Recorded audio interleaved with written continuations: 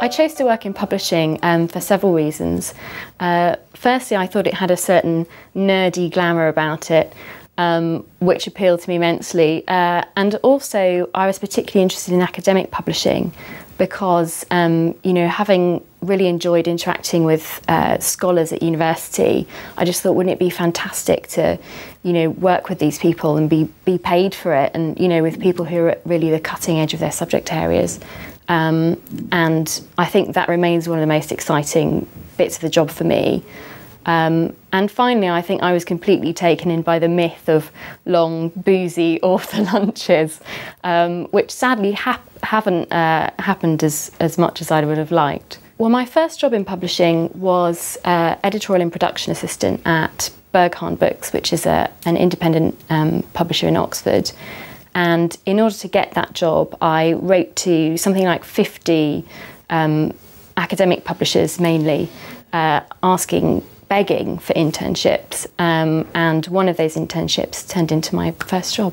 My main responsibilities fall into three areas. The first is kind of a traditional academic commissioning role, focusing on books and obviously ebooks, and that's really in a non-traditional area, fashion studies, which is really exciting. And within that, I commission multi-volume reference, textbooks, supplementaries and monographs.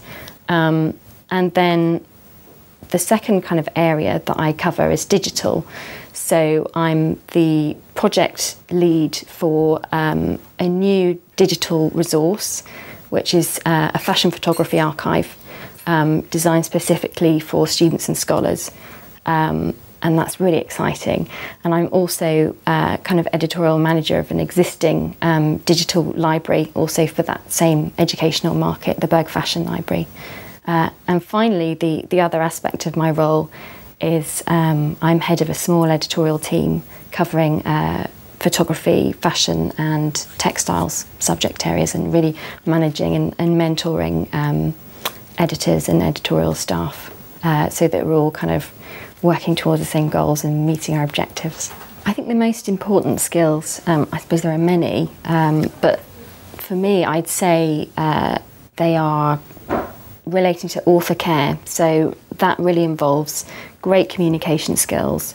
I think getting an author on side and having a really tremendous long-standing working relationship with them involves really, communicating with clarity and having a lot of empathy, putting yourself in their shoes. If you're going to give them a really tight deadline, you've got to kind of explain why that is and do what you can to sort of help them through so that you can get the book published on time and lots of sales and everybody happy. And I would also say, it's a very busy and buzzy environment to work in. So I think you have to be able to juggle tasks and be highly organised. I think we ask that of our authors, so we should, at the very least, be doing that well ourselves.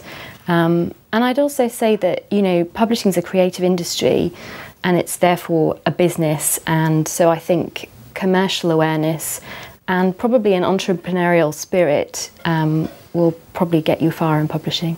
I studied history, mostly medieval monasticism, which sounds probably not particularly relevant to any job, but actually it's come in strangely handy. I think just developing, written skills, the ability to argue persuasively, and kind of look at the bigger picture as well as the detail, I think has been helpful.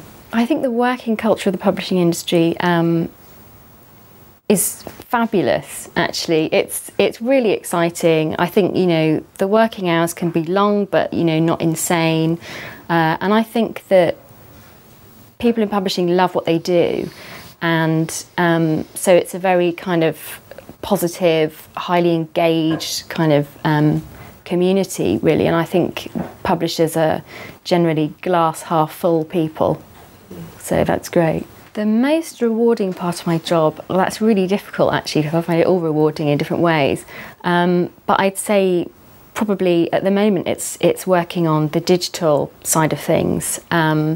And I think, you know, it's a really exciting time to be in the publishing industry. There's a lot of buzz around digital, there's a lot of innovation going on, and it's rewarding to be a part of that and to be working on developing a completely new digital product for the academic market from scratch.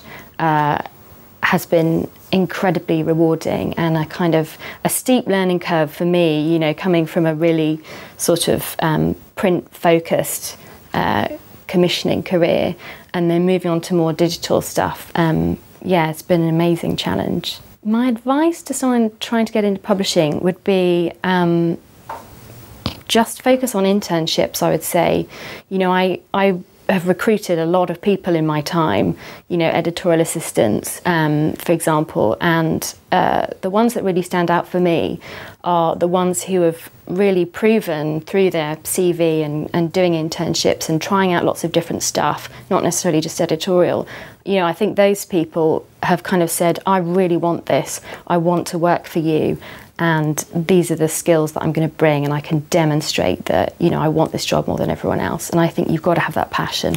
The Theburgh Fashion Library came about, it actually sort of happened a bit before my time, and I sort of took over just when it launched. But basically I think, you know, the team really thought there's this huge gap here. We've got a great print list in fashion studies, you know, looking at the history, culture and theory of fashion.